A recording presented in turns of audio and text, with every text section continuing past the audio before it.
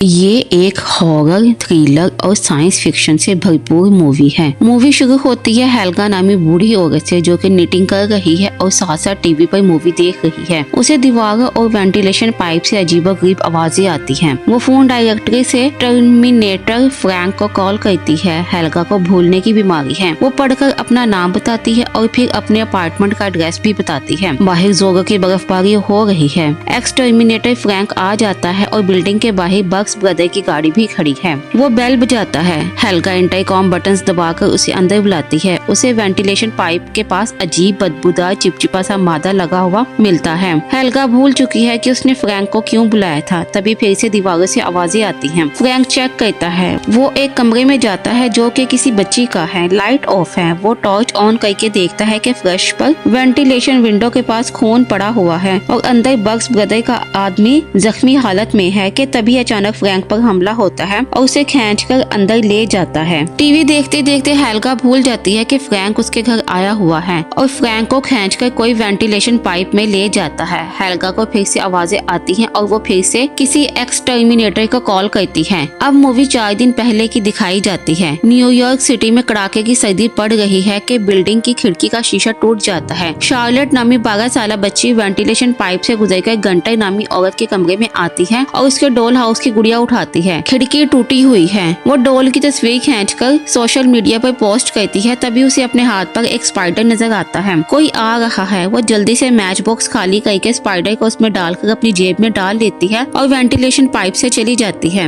Günter अपने कमरे में दाखिल होती है और अपने डॉल हाउस की हालत देखकर गुस्से में है। शार्लेट वेंटिलेशन पाइप से वापस जा रही है। वो अपनी दादी हेल्गा को उनके रूम में देखती है। फिर वो एक और अपार्टमेंट में एरिक नामी लड़के को देखती है और आगे बढ़कर देखती है कि गंटर उसके बाप हैतन पर गुस्सा कर रही है। शार्लेट अपने कमरे में आती है और कॉइन जार खाली करके स्पाइडर को उसमें डाल देती है। उसका बाप एथन आता है और उससे गंटर की गुड़िया के बारे में पूछता है। वो लाइलमी का इजहार करती है। एथन चला जाता है। वो एक कॉमिक आर्टिस्ट है। शार्लेट स्पाइडर की तस्वीर खींचती है और उसका नाम स्टिंक रखती है। एथन की बीवी हेथर और एक छोटा सा बेटा लियाम है। हेथन शार्लेट को आवाज देती है और उसे छोटे भाई का ख्याल रखने को कहती है। शार्लेट को गुस्सा आता है। वो गंटर की गुड़िया का तोड़कर एक कॉमिक आर्ट बनाती है। टेबल पर उसे कॉकरोच नजर आता है। वो उसे पकड़ लेती है और खाने के लिए स्पाइडर के जार में डाल देती है। वो उसे खा लेता है। पीछे अपार्टमेंट में एथन मारिया नामी लेडी के किचन का सिंक ठीक कर रहा है कि उसके मुंह पर कॉकरोच गिरता है। उसे अच्छा महसूस नहीं होता। मारिया एक अकेली लेडी है। उसकी फैमिली खत्म हो चुकी है। वो अपने कुत्ते बोनी के साथ रहती है। शार्लेट एक और कॉकरोच पकड़कर स्टिंग को आवाज देती है और कॉकरोच उसके जार में डाल देती है। वो उसे भी पकड़कर खा लेता है।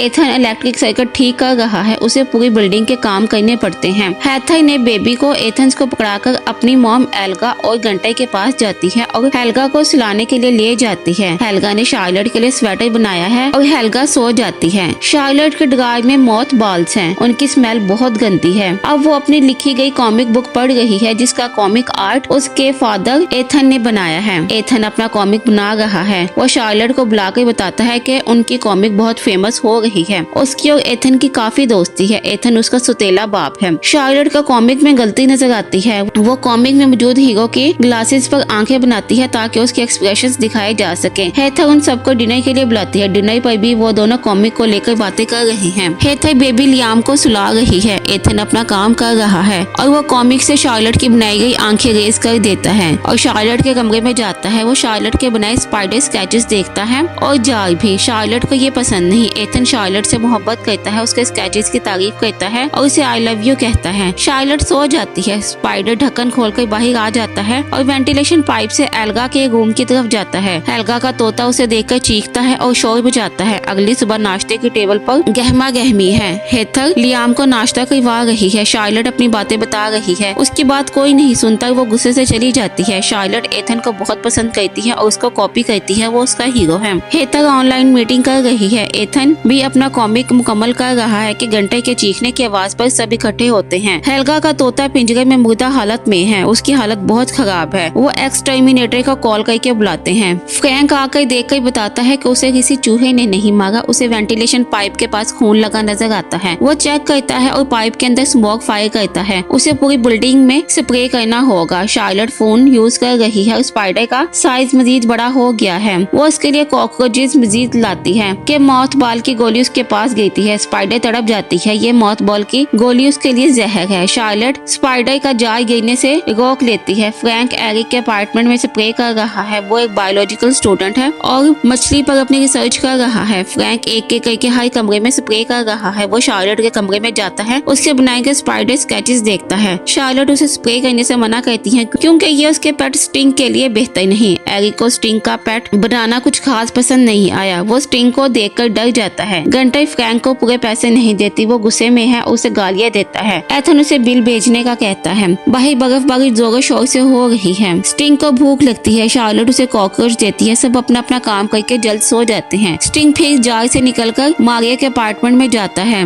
और उसका बोनी नामी कुत्ता उसे देखकर चीखता है। मारिया के सर में दर्द है, वो उसे बाहर निकालकर दरवाजा बंद कर देती है। वो मेडिसिन लेने के लिए कबर्ड खोलती है। स्टिंग अंदर है। मारिया मेडिसिन लेती है और स्पाइडर मारिया पर चढ़ जाता है। वो अपनी फैमिली फोटो देखकर इमोशनल है। स्टिंग फोटो के पीछे है कि वो फ्रेम पर चढ़कर मारिया पर हमला कर देता है। मारिया जख्मी है, उसके गाल पर जलन है। वो देखती है और खून की उल्टी करती है। वो बेहोश होकर गिरती है और स्पाइडर उसके मुंह में चला जाता है। उसके जिस्म से गुजरता हुआ उसका पेट काट कर बाहर निकलता है। शार्लेट हेथर से एरिक के बारे में पूछती है जो कि बायोलॉजिकल स्टूडेंट है। वो उसके पास जाती है, उसे एक एक्वेरियम मांगती है, बदले में पैसे देने का कहती है। उसके पास मछली नहीं बल्कि मकड़ी है जिसका साइज तेजी से बड़ा हो रहा है और अब ये जार उसके लिए छोटा है। एरिक को मछली को देखकर अच्छी वाइब्स नहीं आती। शार्लेट उसके सामने मकड़ी को कॉकरोच खिलाती है। एरिक मकड़ी देखकर परेशान है। एरिक नी में एक्वेरियम देने का वादा करता है मगर उसे स्पाइडर वहीं छोड़ देने का कहता है और बाद में उसे दे देगा। एथन और हेथर आपस में बातें कर रहे हैं कि उन्हें वेंटिलेशन में से आवाज आती है। एथन विंडो उतार कर देखता है और डर कर गिर जाता है और वहाँ मारिया का बोनी है। वो उसे मारिया को देने जाता है। वो दरवाजा नहीं खोलती तो यूनिवर्सल की से दरवाजा खोलकर बोनी को अंदर छोड़ देता है। अंदर झांकता है तो अंदर खून है। वो अंदर जाकर देखता है कि मारिया मुर्दा हालत में पड़ी है। पुलिस डेड बॉडी ले जाती है और इंस्पेक्टर एथन से तफ्तीश करता है। तभी एथन को एरिक की कॉल आती है। वो उसे बुलाता है, उसे मकड़ी दिखाता है लेकिन एथन को यकीन नहीं कि ये शार्लेट ने रखी हुई है। एरिक उसको एग्जामिन करवाना चाहता है। वो एथन को उसका साइज दिखाता है। एथन उसका साइज देखकर परेशान है। वो परेशानी की हालत में अपने अपार्टमेंट में दाखिल होता है और शार्लेट से मकड़ी के बारे में पूछता है। शार्लेट गुस्सा करती है और एरिक के रूम की तरफ जाती है। एरिक दरवाजा नहीं खोलता। शार्लेट अपना सारा गुस्सा एथन पर निकालती है और अपने सगे बाप से मोहब्बत का इजहार करती है। तब एथन उसे उसके बाप की हकीकत बताता है कि उसने शार्लेट से अपने हर रिश्ता तोड़ दिया है और वो शार्लेट से अब कभी मिलने नहीं आएगा। वो रोते हुए चली जाती है। हेथर एथन पर गुस्सा करती है और शार्लेट के पास जाती है। एरिक ने स्टिंग को एक्वेरियम में डाल दिया है। वो मछलियाँ खा खा कर बड़ी हो रही है। एथन खौफजदा है। उसने स्पाइडर का एक स्केच बनाया है और उसे हर जगह स्पाइडर ही नजर आ रहा है। शार्लेट कॉमिक पढ़ रही है कि कैसे उसने अपने बाप को मार डाला। न्यूयॉर्क का मौसम खराब होता जा रहा है। स्टिंग का साइज बहुत बड़ा हो चुका है। वो एक्वेरियम तोड़कर बाहर निकल जाता है। हेथर एल्गा का ख्याल रख रही है कि घंटा आती है। उन्हें वो कुछ खास पसंद नहीं। एथन अपना काम कर रहा है कि उसे सैंडी का वॉइस नोट मिलता है कि उसे अपना काम जल्दी मुकम्मल करना होगा। वो चिड़चिड़ा हो रहा है। घंटा आकर उस पर गुस्सा करती है। वो उसकी सुतेली माँ है और उसे अच्छा खासा सुनाकर चली जाती है। शार्लेट लेटी हुई है कि बोनी भौंकना स्टार्ट कर देता है। घंटे की कैटी बिल्ली गायब है। उसे उसकी आवाज सुनाई देती है। वो उसे ढूंढने जाती है। आवाज बाहर वेंटिलेशन पाइप से आ रही है। उसे भी बाहर आकर बहुत अजीब सा महसूस होता है। वो अंदर झांक कर देखती है और पाइप के अंदर दाखिल हो जाती है। कैटी की आवाजें अंदर से ही आ रही है। उसकी टॉर्च बंद हो जाती है। वो लाइटर ऑन करती है कि उसके सामने स्पाइडर है। स्पाइडर घंटे को खींचकर अंदर ले जाती है। एथन डर कर उठ जाता है। घंटे मदद के लिए आवाजें दे रही है लेकिन किसी को सुनाई नहीं देता। एथन टीवी ठीक कर रहा है। वो बहुत फ्रस्ट्रेटेड है। उसे करंट लगता है तो वो गुस्से में टीवी तोड़ देता है। हेथर शार्लेट को लियाम और बोनी के साथ दूसरे कमरे में भेज देती है। एथन परेशान है। हेथर उसे बात करती है। शार्लेट लियाम को लटाकर कानों पर हेडफोन लगा लेती है। हेथर एथन को समझा रही है और उसका साथ देती है। वो छत पर स्पाइडर को देखकर चीखती है और स्पाइडर एथन पर हमला करती है और हेथर को खींच कर ले जाती है। बोनी भौंक भौंक कर शार्लेट को बुलाता है। वो उसे भूखा समझकर उसके लिए डॉग फूड डालती है और स्पाइडर हेथन को भी खींचकर पाइप में ले जाती है। बोनी मुसलसल भौंक रहा है। शार्लेट को अब कुछ अजीब महसूस होता है। वो अपनी मॉम को आवाज देती है और देखती है कि वेंटिलेशन विंडो ओपन है। स्पाइडर ने हेथन और एथन हेथर को जकड़ कर रखा हुआ है। शार्लेट के मोबाइल के सिग्नल्स नहीं मिल रहे। शार्लेट भागकर लियाम को देखती है और वापस आती है। बोनी पाइप के अंदर चला जाता है। वो स्टिंग को आवाज देती है कि वो आ जाता है और शार्लेट विंडो को